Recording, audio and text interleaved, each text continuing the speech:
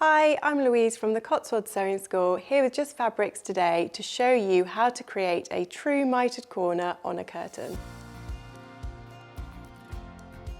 To help us create our true mitered corners, what we want is really clear crease lines, so our press lines, and that's for our side return and also for our hem turning. So we'll start by turning in our sides. Your side returns are going to be 5 centimetres, and I'm going to simply turn in, and I'm going to turn in just before the 5 centimetre mark because obviously we've got a little bit of depth in the grid itself. And when I'm happy, I'm going to steam the edge. And once I've got the initial crease, I can pull out the measuring grid itself and then just ensure I get a really crisp crease line along that side return. With your side returns pressed into place, we're going to turn our attention onto our hem, and we're using the same principle, using our measuring grid to turn up. Our hem allowance is 15 centimetres. Line up the edge of your measuring grid to the edge of your curtain to ensure your right angle, and you're simply going to turn up the fabric as you did with your side returns, but this time all the way to almost to the top, just stopping slightly from the top to allow for the depth of the grid itself. Just as we did with the side returns, we're going to steam our first crease line onto our hem.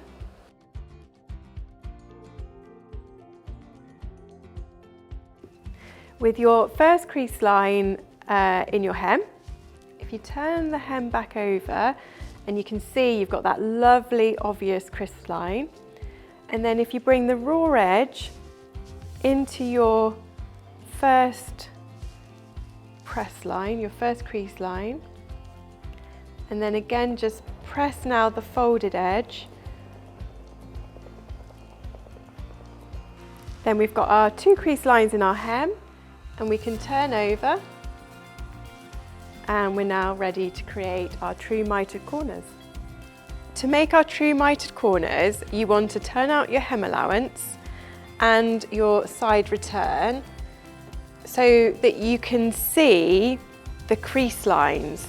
So what you want to do is you want to find where your side return crease line and the bottom crease line on your hem cross over. At that point, just pop a finger in the middle of that cross, and what you want is to bring the side return crease line parallel to the bottom hem crease line. So we're just going to bring it up like this, and you know it's right because you'll see that your crease line on the side return is now running straight along your bottom hem crease.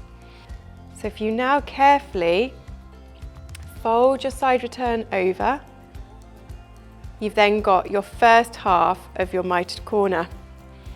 And you're going to do the same thing, making sure that crease line doesn't move out of place. You're going to bring your hem up to create the second side of your mitered corner, and then you simply fold over the rest of your hem.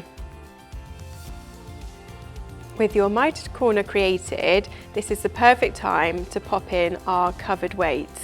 And to do this, we're simply going to slot our covered weight into the corner, and you can see it's actually on this section of the fabric, so we're not having to stitch onto the front facing fabric. You are simply just going to secure it into place.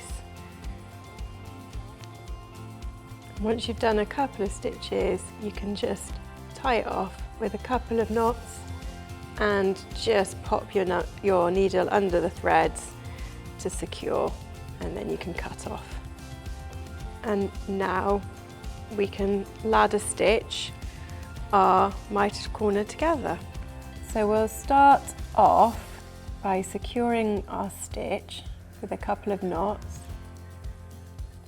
So our needle is going to glide in the void of our fold on this side of the mitre, and it's parallel to the actual mitre itself.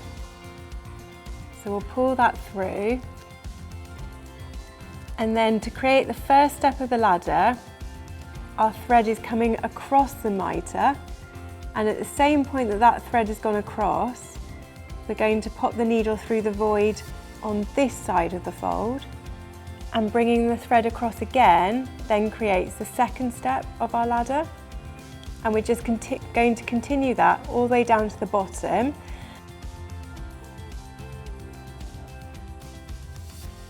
Gently pull your thread,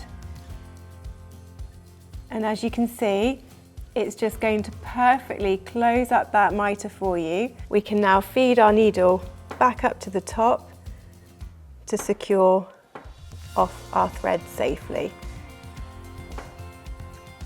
And once you've brought the thread to the top, you can now safely secure off your threads with a couple of knots.